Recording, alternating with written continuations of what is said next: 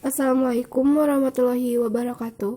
Di sini kita akan membahas soal tentang analisis dan rancangan survei tahun lalu, yang dimana kasusnya ialah sebuah lembaga survei nasional ingin melakukan survei ketenagakerjaan. Tujuan survei ini adalah menyediakan data pokok ketenagakerjaan yang berkesinambungan. Tujuan khusus lainnya adalah untuk memperoleh estimasi data jumlah penduduk bekerja, jumlah pengangguran, dan indikator ketenagakerjaan lainnya, serta perkembangan di Provinsi Jawa Barat. Untuk nomor 1, jelaskan tahapan-tahapan ketika akan melakukan survei. Nah, yang pertama itu ada planning, di mana di dalam planning ini harus mencakup tujuan survei, populasi, informasi yang dikumpulkan, dan budget. Di mana tujuan ini harus jelas.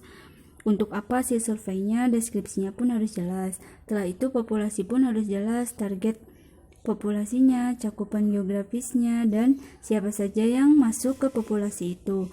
Nah, terus informasi yang dikumpulkan pun harus sesuai, serta budgeting harus mencakup semua kebutuhan kita ketika survei. Nah, yang kedua ada sampling, di mana sampling ini yaitu kita memilih desain yang cocok. Nah, udah gitu ada kuesioner. Kuesioner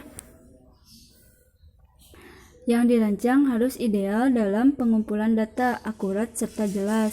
Nah, di sini itu maksudnya kita harus membuat kuesioner ini sesederhana mungkin agar responden bisa membaca, serta dilengkapi dengan instruksi yang sangat jelas, yang harus jelas gitu.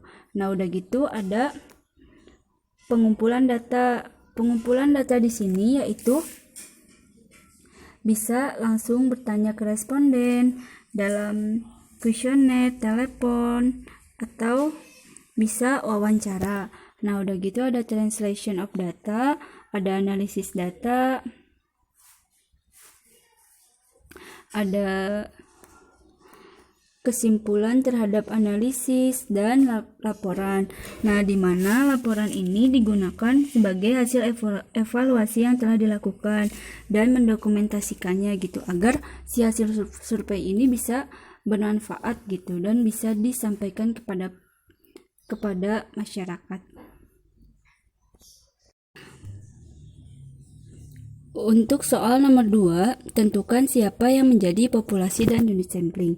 Nah, populasinya itu yaitu penduduk Provinsi Jawa Barat, dan unit samplingnya itu kepala rumah tangga atau anggota rumah tangga. Karena di sini kita ingin mengetahui jumlah penduduk bekerja, jumlah pengangguran, dan indikator ketenagakerjaan lainnya. Nah, di samping itu pun kita bisa mengumpulkan data mengenai nama, umur, hubungan dengan kepala keluarga, jenis kelamin, dan terkait tentang ketenagakerjaan seperti kegiatan mencari pekerjaan atau mempersiapkan usaha baru, pekerjaan utama dan tambahan, bisa jam kerja, serta pengalaman kerja. Untuk bisa menjawab pertanyaan-pertanyaan mengenai ketenagakerjaan. Soal nomor 3, jelaskan metode pengumpulan data yang akan dilakukan dalam survei tersebut. Nah, metodenya itu wawancara langsung antara pencacah dengan responden, karena di sini memiliki banyak keuntungan. Yang pertama, tingkat respon biasanya tinggi, serta keuntungannya pewawancara juga bisa membujuk responden untuk menjawab pertanyaan, berbeda dengan jika kuesioner dalam bentuk mail. Nah, terus kita dapat menjelaskan tujuan dari survei ini secara langsung kepada responden.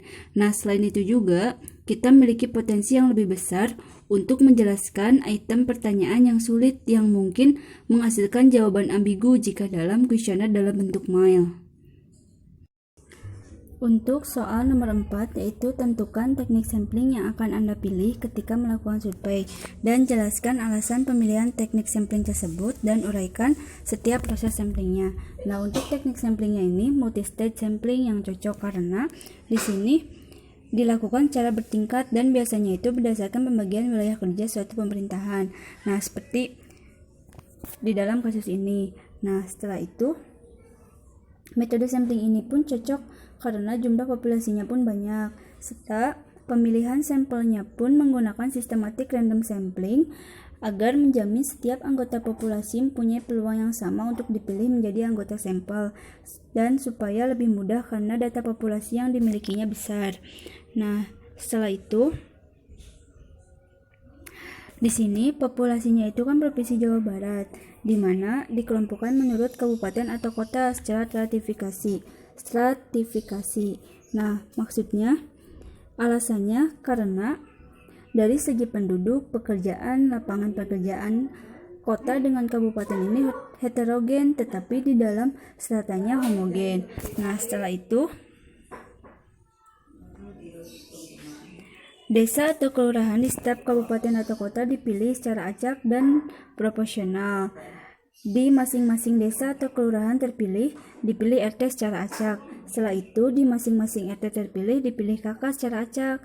Nah, di kakak yang terpilih juga dipilih secara acak satu responden, yaitu kepala keluarga atau anggota dari keluarga untuk dijadikan sampel. Soal nomor 5, ketika melakukan survei, sebutkan minimal 3 cara yang bisa dilakukan untuk mengurangi persentase non-respons pada responden yang terpilih. 1. Membuat janji ulang dengan responden.